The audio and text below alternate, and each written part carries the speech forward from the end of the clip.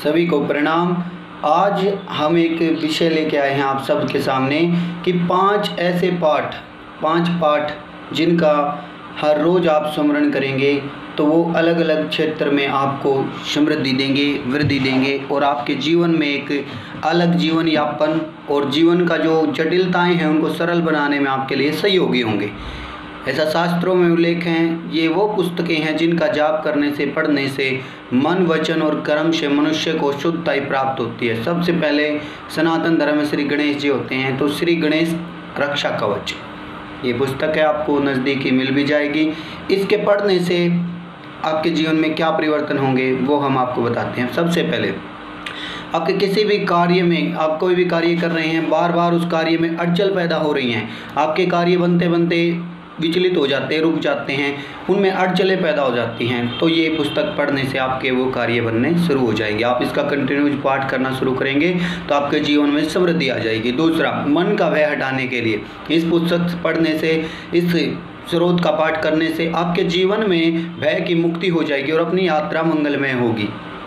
दूसरे स्थान पर होते हैं हमारे शिव रक्षा कवच।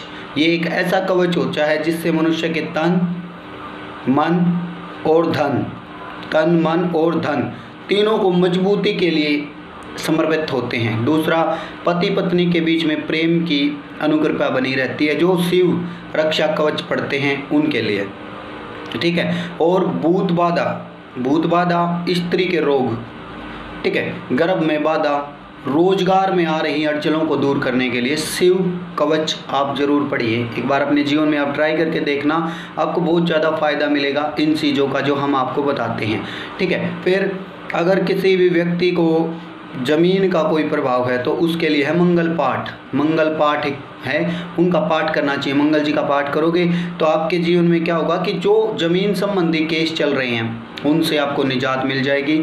दूसरा, कर्ज उतारना, प्रमोशन के लिए, चुनाव में विजय पाने के लिए श्री मंगल पाठ किया जाता है। तीसरे स्थान पर हमारे आते हैं बृहस्पति पाठ, गुरु बृहस्पति जी का पाठ। वह पाठ पढ़ने से हमारे जीवन में क्या खुशियाँ आएंगी, क्या हमारी नेगेटिविटी दूर होंगी और क्या हमारे जीवन में पॉजिटिविटी आएगी, ये इनको लिए मंगल पाठ के बाद में गुरु पाठ करना चाहिए। गुरु पाठ जो जब तक अपने जीवन में गुरु जी का पाठ पढ़ते हैं, गुरु पाठ पढ़ते हैं, उनके जीवन में कभी भी जो गुरु का पाठ पढ़ते हैं उनके घर में क्लेश खत्म हो जाता है। दूसरा, पितृ पीड़ा, अगर किसी के घर में पितरों का दोष है या पितृ पीड़ा है तो गुरु जी का पाठ पढ़ने से, गुरु पाठ पढ़ने से पितृ पीड़ा खत्म हो जाती है। फिर जो विद्यार्थी बार बार अभ्यास करते हैं और अपने नौकरी रोजगार व्यवसाय के क्षेत्र में सफल नहीं हो पाते, उनको विद्या में सफलता दिलाएगी और घर में सुख समृद्धि पाने के लिए और यश पाने के लिए भी इसका पाठ किया जाता है, इसलिए इसको माना जाता है। फिर होता है नवग्रह पाठ। एक तो होता है हमारा नवग्रह, नौ के 9 ग्रह होते हैं उनका पाठ। उन 9 ग्रह का पाठ करने से हमारे घर में शांति, शरीर से